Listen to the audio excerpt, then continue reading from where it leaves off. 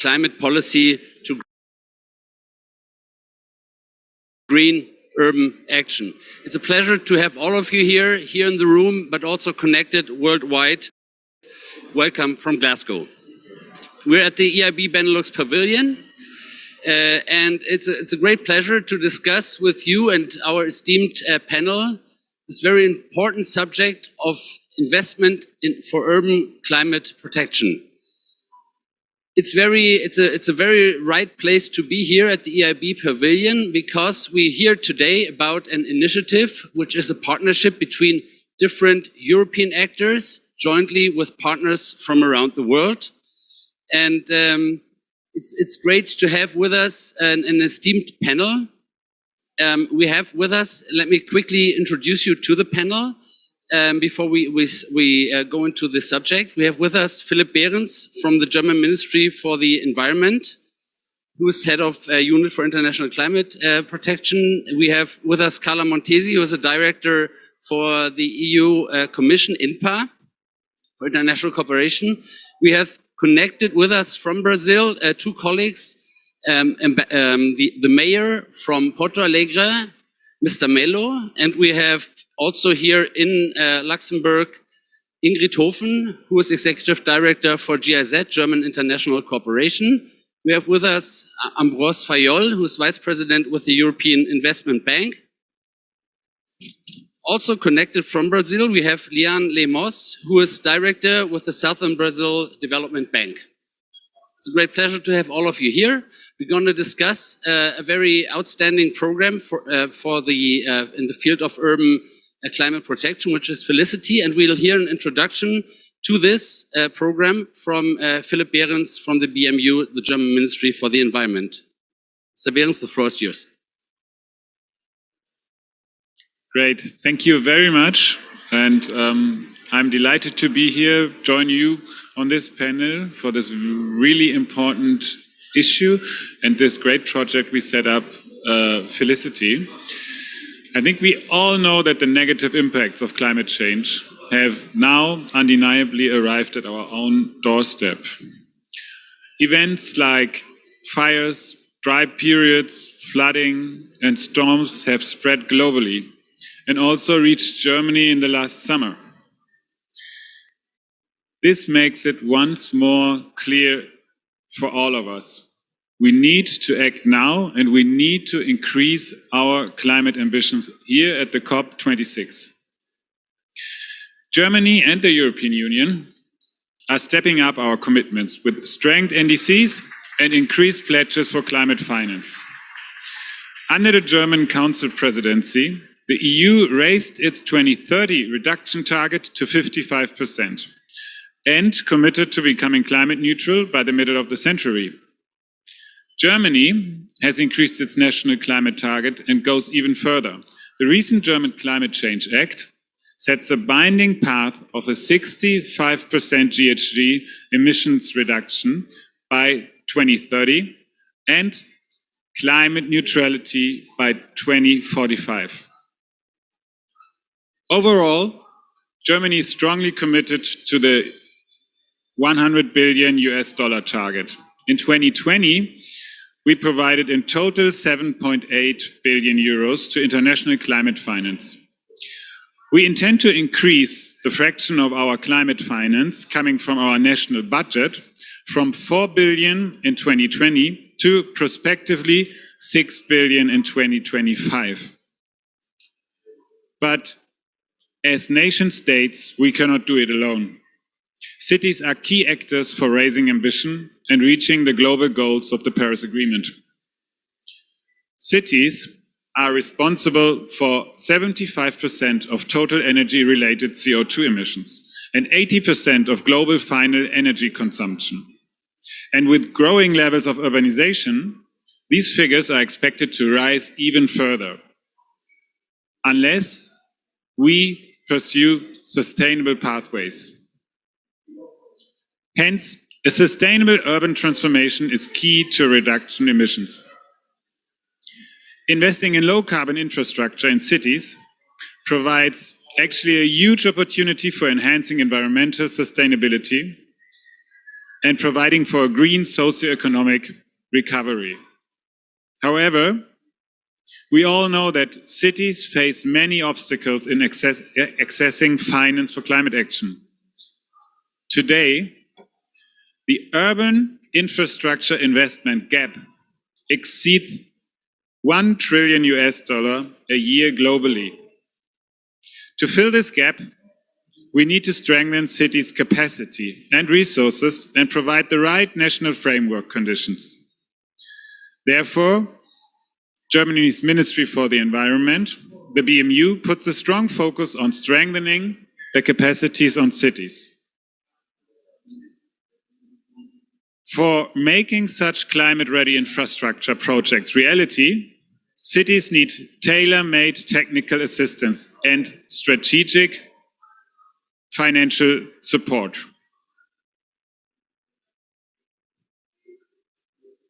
And for that, I think with FELICITY, we found a great project which is really supporting many cities and is already and will go on to support them with the necessary capacities. And I think together with those great partners like the EIB, the GIZ, and also together with the European Union, we will be able to strengthen those cities even more. I think that we can leverage even more investment in climate-friendly urban development if national and international institutions join forces. Together with strong partners like the EIB and the GIZ, we are proud to support also other ambitious urban climate initiatives like the City Climate Finance Gap Fund, FELICITY, or LUCI, the Leadership for Urban Climate Initiative. Also, with the European Green Deal, the EU is already showing how cooperation can bring about more climate action. Under the German Council presidency, the European Union committed to become climate neutral by the middle of the century. As Team Europe, together with the European Commission, we can further strengthen and tap the potential of cities for climate protection. Because only together we can step up the scale of climate action that is needed now more than ever. And we would like to encourage everyone to join us to step up ambition and scale up such initiatives. Thank you very much. Thank you, Philipp Behrens, for your intervention, and thank you so much to the German government and the BMU for being again such a strong leader on the subject here, and also for supporting the FELICITY program over so many years. We now have the great honor to move over to our colleagues in Brazil. It's a great pleasure for me to introduce to you Mayor Melo from the great city of Porto Alegre. Porto Alegre is a city which benefited from the support that the FELICITY program provides. And Mr. Melo, I think, stands ready now to give us a presentation of the advancement of his city in the field of urban infrastructure investment. We have, Mr. Melo will give his presentation in Portuguese, and we will have a simultaneous translation for those who are connected via Zoom. Using the common function, you should have a pull-down menu on your Zoom face through which you can then access the simultaneous translation. Mr. Melo, Mayor Melo, the floor is yours. Primeiro, muito boa tarde e bom dia aqui para minha colega Leany. Né? Com muito gosto estar nesse painel com a Leany, com o Ambroise, com o Norbert e com a Ingrid. Né?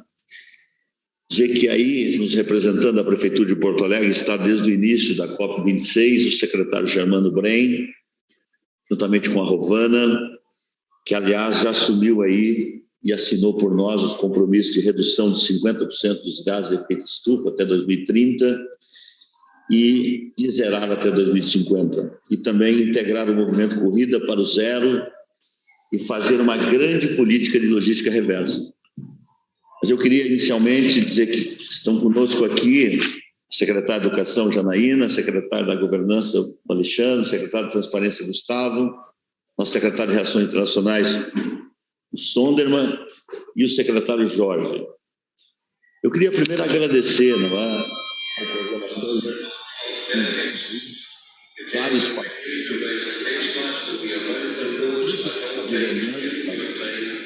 compartilhada, resolutiva, e muitos aí que tiveram papéis importantes, o ICLEI, a nossa consultoria do GIS, o Banco Alemão de Investimento, todos esses parceiros fizeram com que nós tivéssemos aqui uma prova de conceito da matéria que nós vamos apresentar, e eu estou deixando para apresentar a nossa cidade no final. Eu podia falar aqui no início, nós gravamos um vídeo, e eu vou deixar, né, que o vídeo fale pela apresentação da cidade.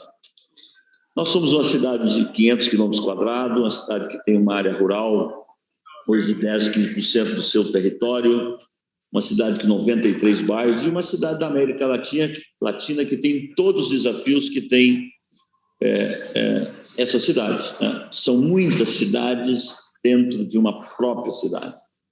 A nossa rede municipal é composta de 98 escolas. E o programa que nós estamos encaminhando, né, é um programa que ele, evidentemente, envolve essas 99 escolas, 70 escolas nesse primeiro momento, né? Isso é um passo muito importante, porque o desafio da sustentabilidade, eu estava ouvindo aí quem nos antecedeu, os problemas estão nas cidades, mas as soluções também estão nas cidades. E acho que nenhuma cidade do mundo hoje tem todos os parâmetros de sustentabilidade, mas a nossa cidade tem bons parâmetros. E o vídeo vai explicitar muito bem isso. Mas é preciso fazer grandes transformações, né? E essa questão da energia fotovoltaica, ela é muito importante, porque ela abre um caminho não só para as escolas, como ela abre um caminho para o poder público em geral. Nós temos um grande consumo de energia aqui em Porto Alegre, seja para a produção da água, seja para levar água até lá na ponta, seja na questão do serviço da cidade, ou seja, nós temos muito gasto com energia. Então, começar pela escola é começar pedagogicamente, é começar com quem a gente tem que começar com as crianças, tá? Porque há uma geração perdida na nossa avaliação nessa questão da sustentabilidade. Então, nós estamos muito entusiasmados, né? Inclusive mandamos esta semana o projeto de lei para a Câmara de Vereadores, correto? E tem absoluta convicção que o Legislativo vai acolher. Nós estamos falando de um investimento aqui de fundo perdido de $10 mil, né? 60 mil reais, aqui 25 milhões de reais, isto, né, tem que ser convertido em dólares, né? E, portanto, esse é o início de um processo que eu tenho absoluta certeza que vai culminar com outros desafios. Antes dessa reunião aqui, eu estava envolvido toda manhã com o desafio, por exemplo, do transporte urbano. É outro grande problema nosso, do mundo inteiro, mas especialmente dos países da América Latina. Nosso sistema hoje é um sistema ultrapassado, um sistema absolutamente arcaico, um sistema que não serve mais o interesse do cidadão, e do ponto de vista da sustentabilidade também, ele é absolutamente ultrapassado. E então, para nós, né, é muito importante estar nesta roda, né, de conversa, porque cada vez mais o mundo, já há muito tempo, é global. Então a gente tem que buscar ações globais e atitudes locais. Esse é o desafio de todo o governo. E nós, sim, o mundo já viveu várias eras, dos grandes impérios e de tantas outras eras, mas hoje o mundo vive a era das cidades. O Brasil, 86% das pessoas já vivem nas cidades. Então, o desafio da sustentabilidade, da inovação, da governança compartilhada, tudo isso é um desafio para nós. Então, muito obrigado por estar com vocês. Estão dizendo que o meu tempo terminou, que é 10 minutos, eu fiz 6 minutos, e gostaria agora que o nosso vídeo pudesse ser compartilhado para apresentar a nossa cidade. Tá? Muito obrigado.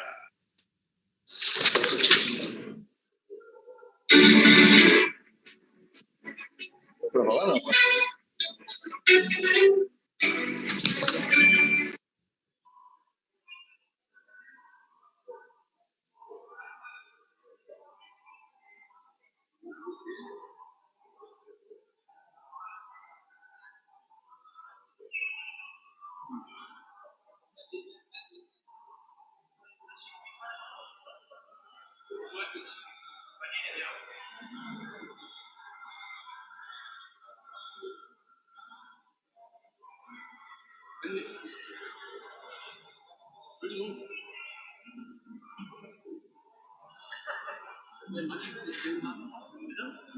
haben noch einen Film.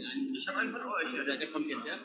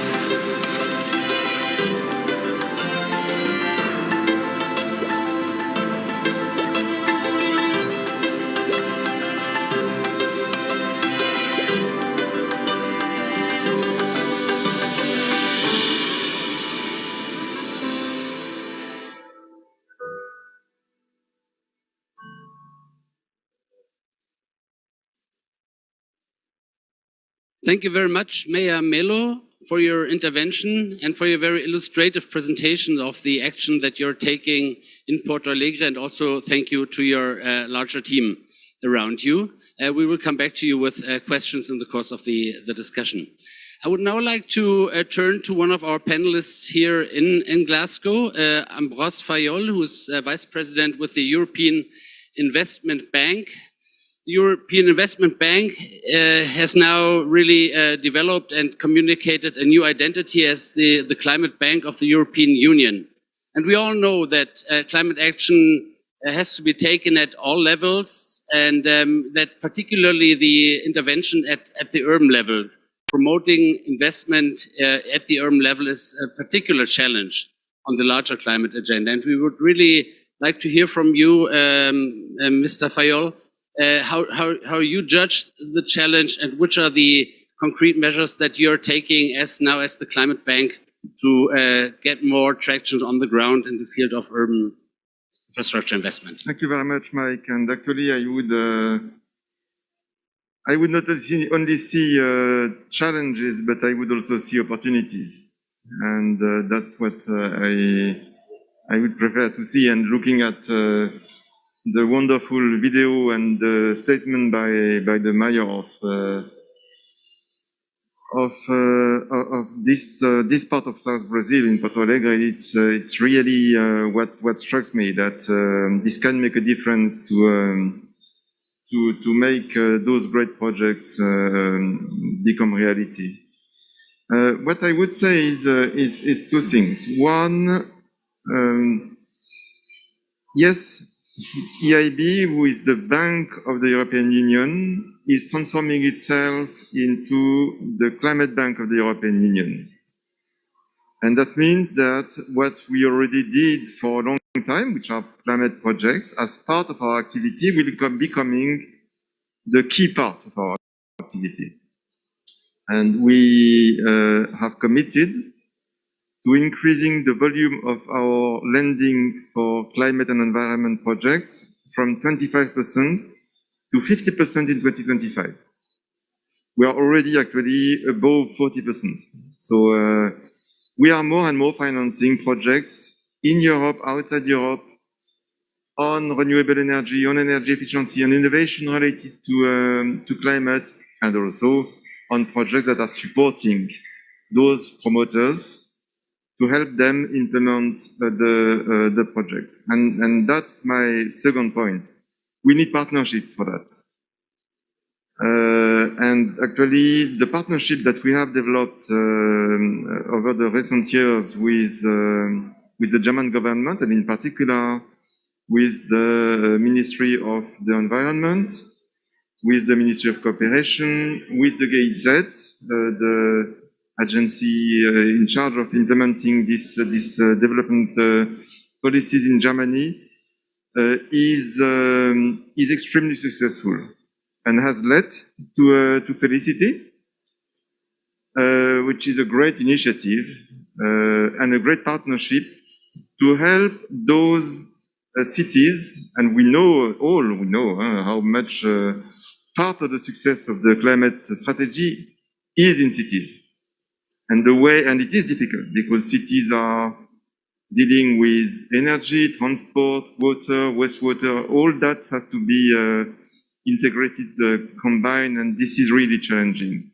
So the most we can help those who have to implement these strategies, the better. And what I would say is also that it is complementing this initiative. FELICITY is very much complementing the other one that we have with the support from the German and the Luxembourg governments, which is called the GAP Fund, that we're implementing with the World Bank. That is even a more early stage approach of not the project itself, but more the planning of the reforms. So I mean, the challenges are that we know that we need to do more of these projects. So I would welcome that if we are more partners to this partnership. Because I'm pretty sure that the problem is not coming from the demand. The demand is there, and we have to deliver on that because it is part of what is expected from us as the EU in general, EU, the institutions and the member states to deliver on climate change in cities. Thank you very much, Ambroise, for this perspective. And I would really like to move straight to Leany Lemos, who is director with the Southern Brazil Development Bank.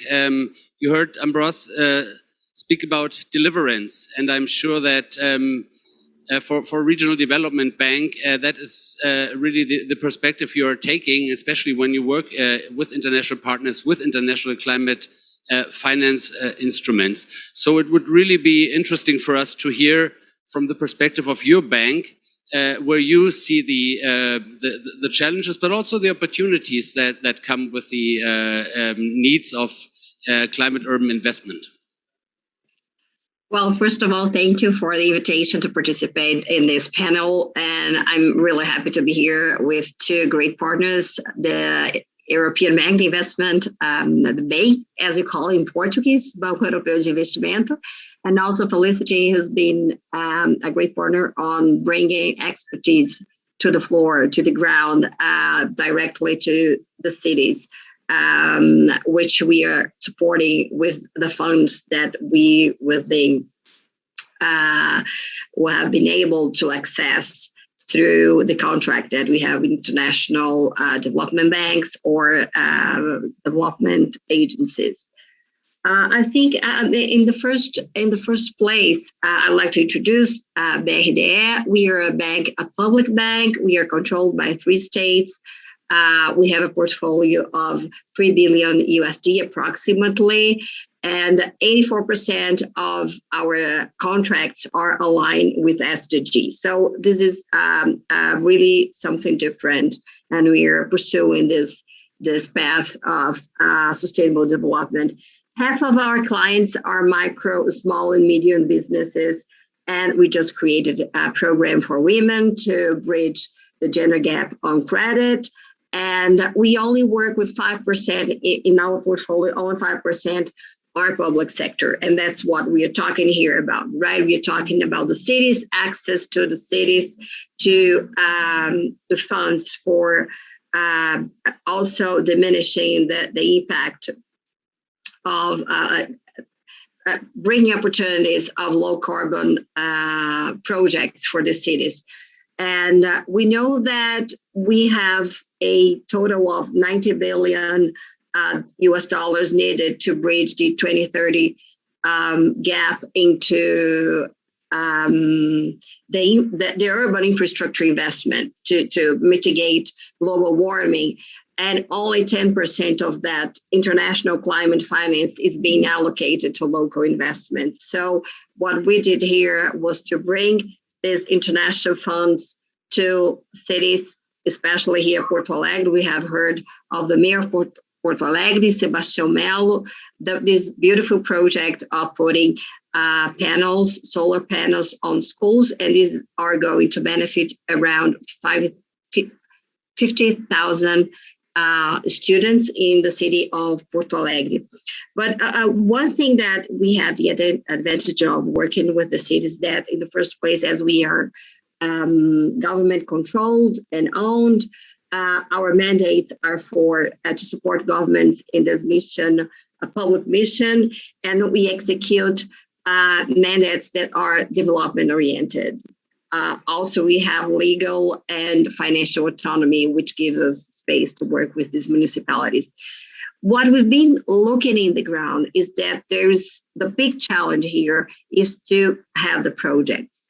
And so what FELICITY did, and this is a problem from Mexico through Argentina and probably other parts of the world where the public sector, especially in smaller cities, they have a hard time in building these projects, right? So in the bank, we are used to that, to bring in our expertise, our financial, our technical expertise to the municipalities, and we've been matching FELICITY in these projects too. So I think this is the number one challenge. The second one is, and this varies a lot because municipalities vary in their state capacities, right? So, so our problems of coordinating inside the government, coordinating with different stakeholders, legislators have to pass legislation that allow the mayor to get the money. You have to talk to the public ministry and accounting courts that are in charge of knowing if this money is being spent accordingly with the contracts or if there's transparency in the process. So I think there's a lot in terms of state capacity that has to be built, and we are there also to help the mayors in this and how to deal with all these challenges.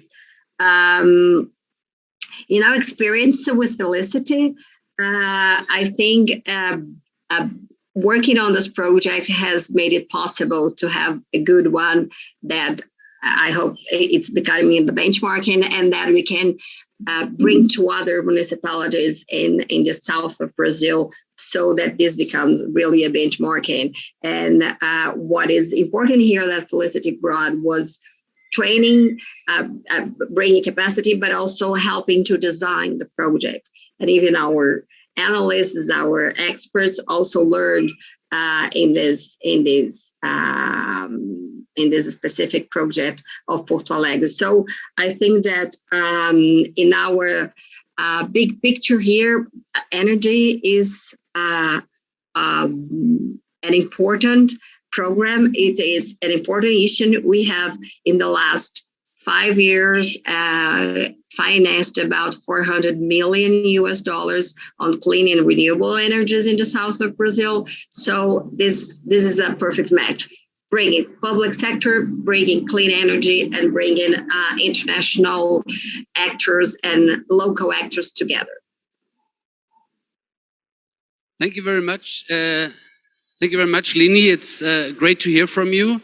Very impressive in terms of your portfolio, but also very interesting that you're in a way not just a financier, but also a facilitator, in the sense that a lot of actors and levels of government have to work together and have to sort of work towards the same objectives and have to be aligned. So thank you very much for this first perspective.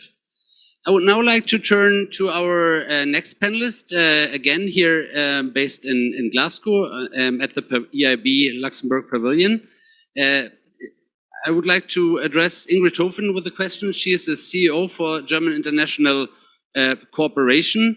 And Ingrid, we have now heard the perspective of two banks, but Felicity is really a partnership that does not just mobilize the finance and the financing institution and the financing power that comes with that, but also a program that aims at strengthening local capacities to work really towards the long-term deep transformation that we all envisage under the climate agenda. So we would be very keen to hear from you. What does GIZ bring to the table in this partnership, and how do you, with your strong local presence, can also contribute to bring ideas into concrete projects for financing and implementation?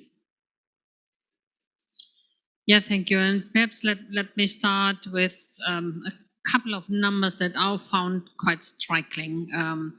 It becomes obvious that the ambition gap that we have to close when it comes to CO2 reduction, 1/3 can only be achieved at the municipal level. This is huge. And another third depends on a better relationship and coordination, as Leany said, between the municipal level and the national government level. So 2/3 actually can't be achieved unless we bring the local government or municipal level on board and provide them with the means that they need. That means technical means, capacity, institutional potential, but also financial firepower in order to contribute to closing the ambition gap. So the uniqueness of Felicity actually is that first, it's not only about project preparation, which we, for instance, supported as GIZ in Porto Alegre, and the mayor has explained the 3 projects that were implemented. So investing into project preparation is key, because you need, without a good project proposal, you can't get into the financing. But additionally, and this was actually the additional contribution, we didn't actually say this is sufficient, but we started to work on national standards for sound green investments at the overall infrastructure level. And this can only be done in a collaborative manner if we connect the different levels, the local and the national level. And this is actually a key to our approach, GIZ's approach, because we have learned this from other countries, that if you stay at one level, you miss the opportunities to scale up your impact. So this was first, and it very much relates with the point already raised on coordination and coordinated action.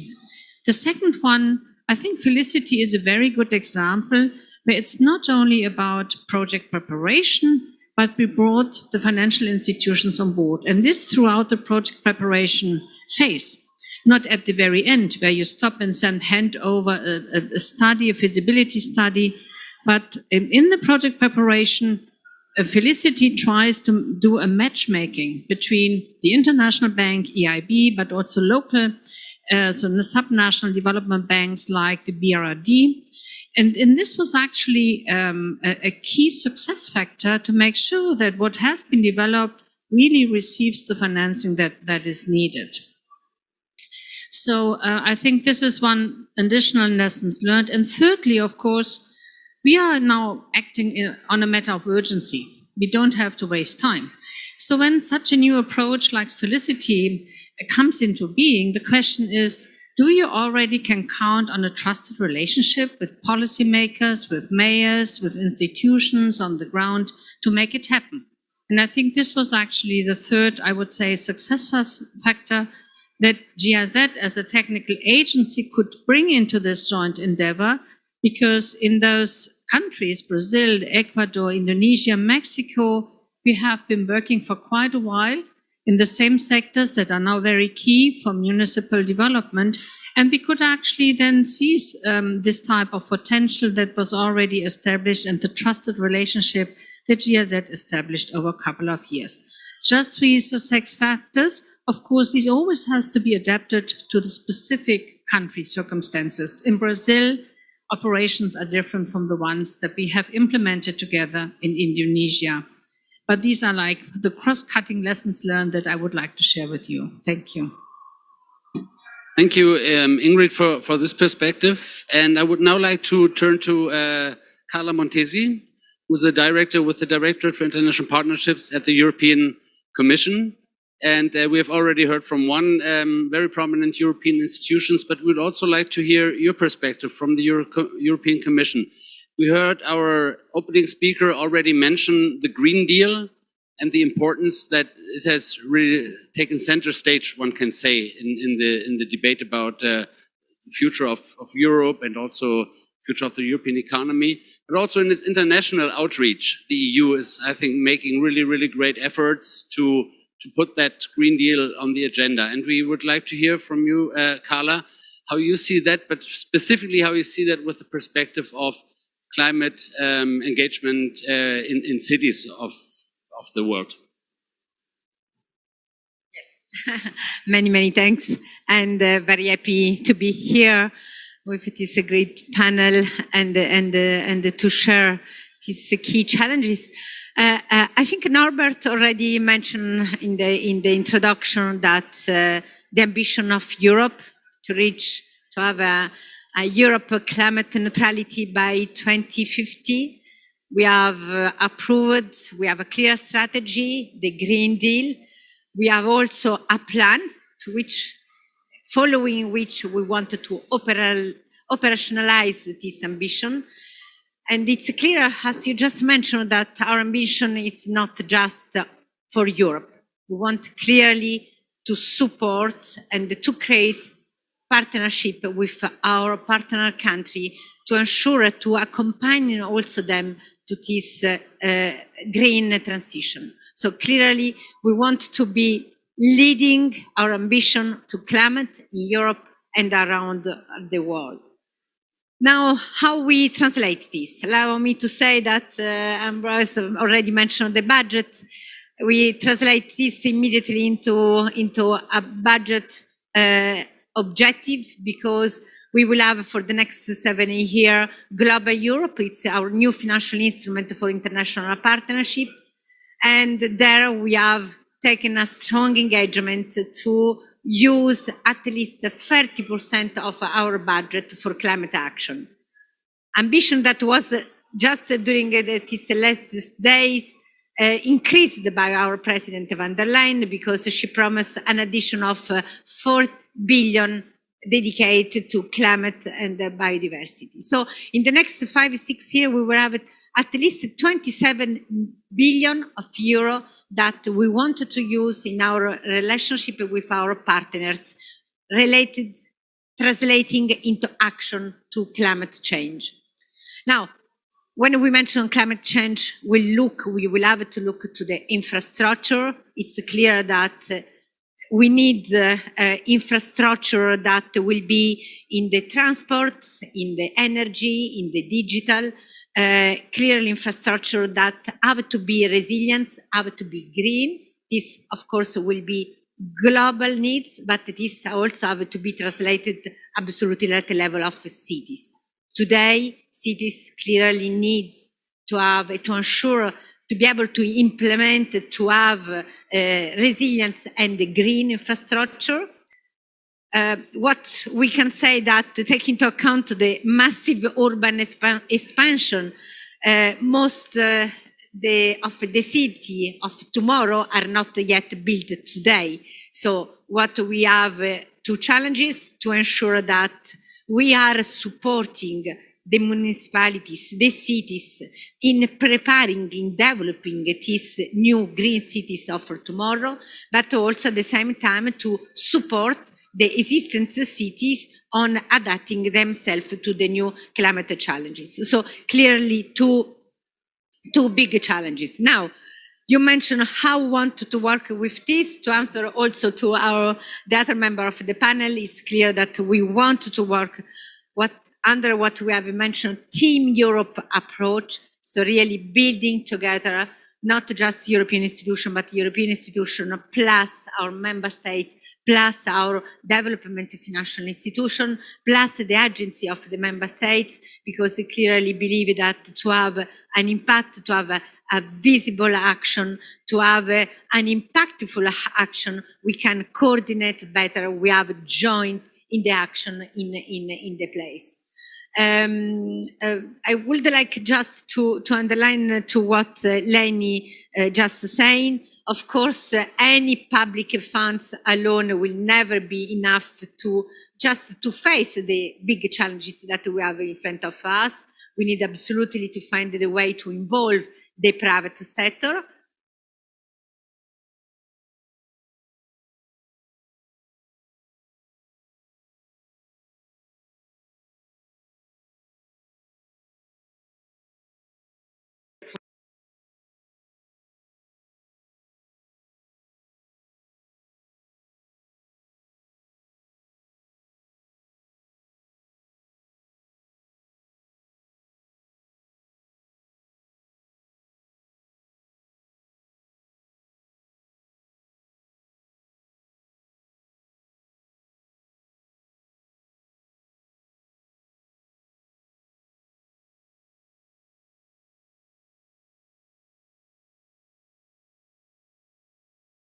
Financial instrument with the support of our development financial institution from EIB, from EIB, and for the European financial institutions, really to help us in creating the program that will support and will simulate this intervention in all this domain by the private sector.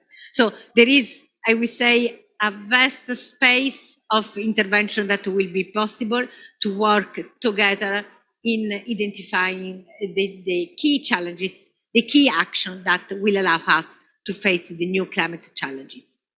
Over to you. Many thanks.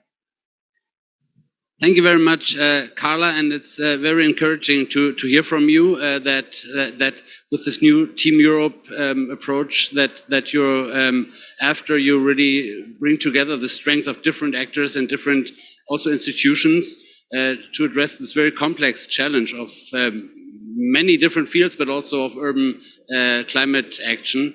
So we really look forward to see what will develop over the next couple of years under this new paradigm.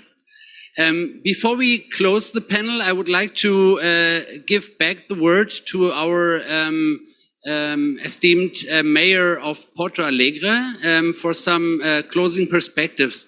Mayor, you have heard now from a whole set of different, let's say, institutional perspectives. What needs to be done, but also what is possible if we all join hands, if we engage in effective partnerships. So we would like to hear for the closing of the panel from you a little bit the outlook. What is really ahead for you in Porto Alegre? What is on your agenda in the field of urban development, and more specifically, how do you adjust to the new realities of climate change and the big challenges that come with it? Mayor, the floor is yours again. I hope you can hear us.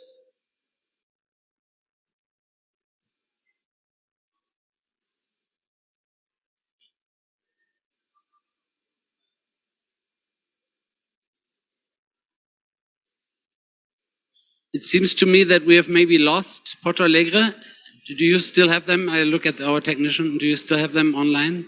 That's really a pity, because we would really have loved to hear from our mayor the perspective. So maybe can I give the word then maybe to our colleague from the Southern Brazilian Development Bank.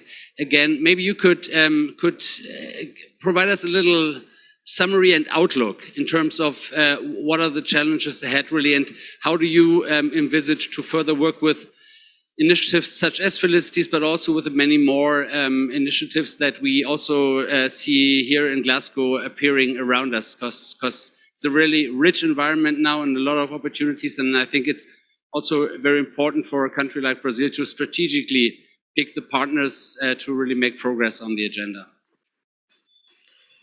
I think one big challenge ahead of us is as far as public sector is concerned, is to build this project, tailor this project, and bring technical assistance to staff in local governments so they can understand and make it viable to build these projects and gain also, support of society. One thing that's really important is that it is important to match the low carbon narrative with the social impact narrative that's so important in countries like Brazil, where we have such a huge inequality. And so this is really important. And I think we can do that. We have been doing that in bringing different stakeholders together. But the other one, I think it was Carla who mentioned it, is to bring the private sector too. And because we work basically with private sector, 95% of our portfolio is with private sector, we've been positioning the bank as a provider of competitive funds so that the private sector can make the change, right? So we've been working on different economic activities with the agro sector, with the low carbon agriculture.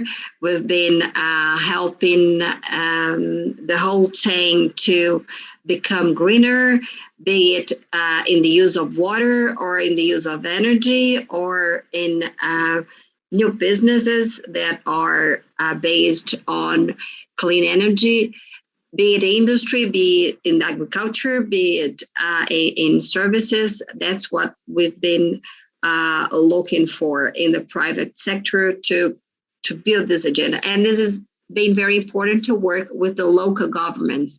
We are a federation in Brazil. We have 27 different states, and there is a lack of coordination at the federal level. So what we see is that different governors are working together in different forums and building this local level and state level projects and vision so as to build, to change what we want to change. And this was very important because we have in Glasgow last week, some governors were present and they were committing with a reduction of 50% of emissions up to 2030. So as a financial agent, a financial arm for the governments, that's what we are pursuing in the public and private sector. Thank you very much, Leany, and thank you for providing that perspective that really looks to the future. And I also liked your emphasis again, like the way Carla did, on the role of the private sector, because I think it's very obvious when we see the investment needs, both at urban national levels. The substantive part of that has to really come from the private sector, but I think institutions such as the EIB, the GIZ, the European Commission, your bank, the Southern Brazilian Development Bank, they can all do a lot really to help mobilize that capital. And it's not the start of the discussion, but this is obviously also not the end of the discussion that we're having today. And I would like to thank all the panelists for their valuable contributions, and I'm really looking forward to continuing with all of you the work around the Felicity program, but beyond that as well. Thank you very much, and thank you to all listeners worldwide and to all those who are here in the room with us today here in Glasgow. Have a good day. All the best to you.